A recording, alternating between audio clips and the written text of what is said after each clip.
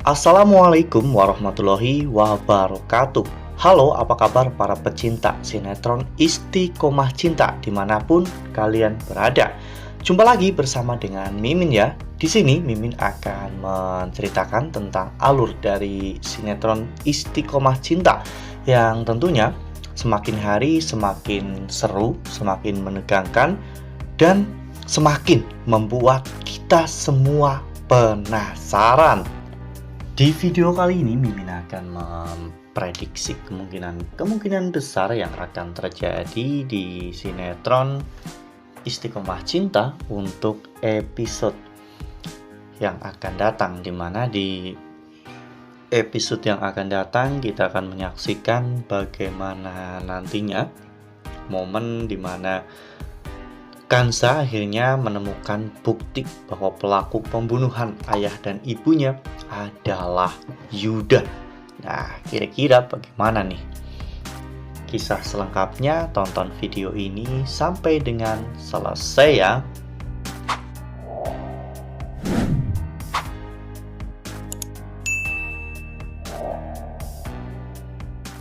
Ya, seperti yang telah kita ketahui bahwa di episode sebelumnya kita semua telah sama-sama menyaksikan bagaimana Yuda dan juga Rara dengan kejamnya merencanakan sesuatu untuk menghabisi Aksan dan juga Hutami, dan mereka menjalankannya dengan sangat baik. Aksan dan juga Hutami yang baru saja pulang dari makan malam harus meregang nyawa karena mobilnya ditabrak dari belakang oleh Yuda, sehingga mobil itu akhirnya jatuh ke dalam jurang. Awalnya semua orang mengira bahwa ini hanyalah kecelakaan. Namun setelah pihak kepolisian mengidentifikasi tentang adanya indikasi pembunuhan berencana, Kansa sebagai seorang pengacara langsung gerak cepat untuk bisa mencari bukti tentang kematian dari kedua orang tuanya. Kansa akhirnya menemukan sebuah CCTV yang menunjukkan adanya sebuah mobil truk yang menabrak mobil ayahnya dari belakang, dan hal itu membuat Kansa sangat yakin orang itu pasti memiliki dendam kepada ibu dan juga ayahnya. Setelah Kansa menyelidiki, ternyata mobil yang digunakan oleh Yuda itu adalah mobil curian, sehingga Kansa akan semakin sulit untuk menemukan siapa pelaku sebenarnya. Namun Kansa tidak kekurangan akal ya kawan-kawan. Kansa menyuruh teman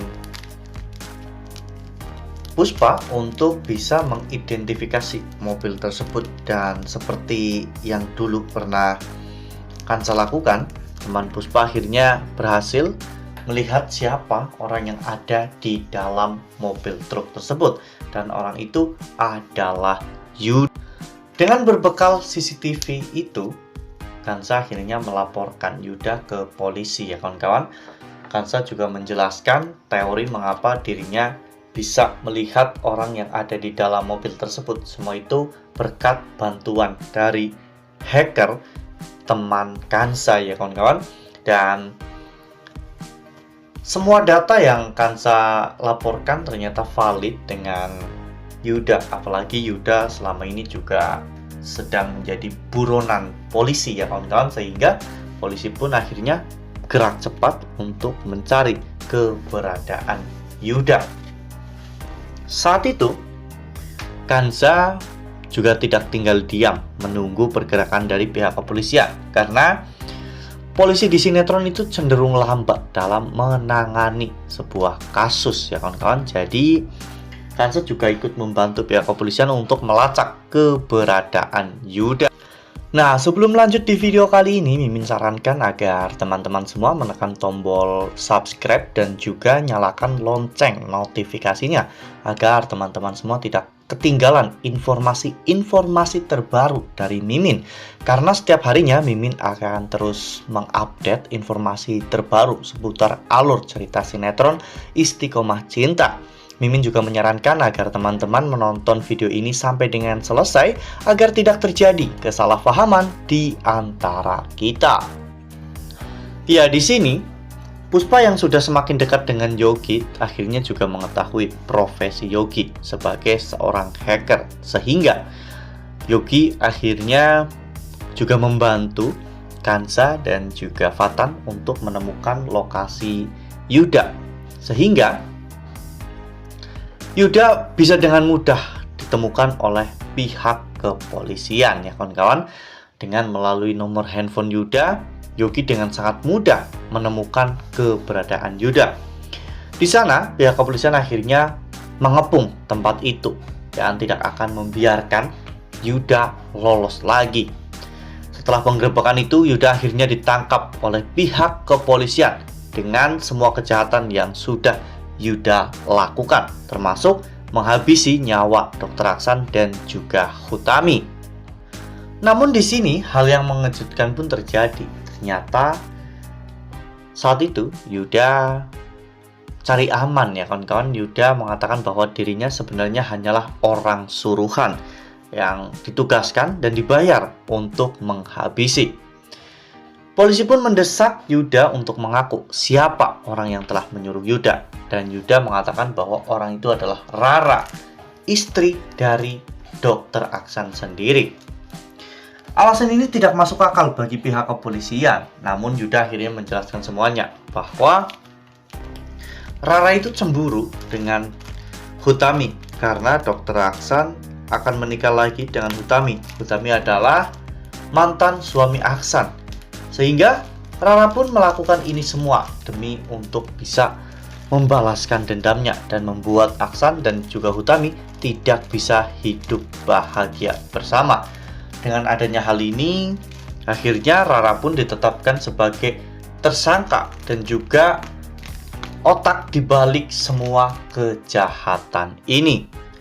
Pada akhirnya, Rara pun ditangkap oleh pihak kepolisian bersama dengan Yuda ya kawan-kawan, di mana kedua orang ini akhirnya dimasukkan ke dalam penjara. Saat itu Funi benar-benar kecewa dengan ibunya. Ternyata ibunya sendiri yang sudah merencanakan pembunuhan ayah kandung Funi, yaitu Dr. Aksan. Oma Inggit benar-benar mengutuk Rara karena Rara benar-benar sangat jahat. Namun Rara selalu melakukan pembelaan terhadap dirinya sendiri. Rara mengatakan bahwa dirinya melakukan semua ini karena dirinya cemburu dan kecewa dengan Aksan yang akan menikah lagi dengan Hutami.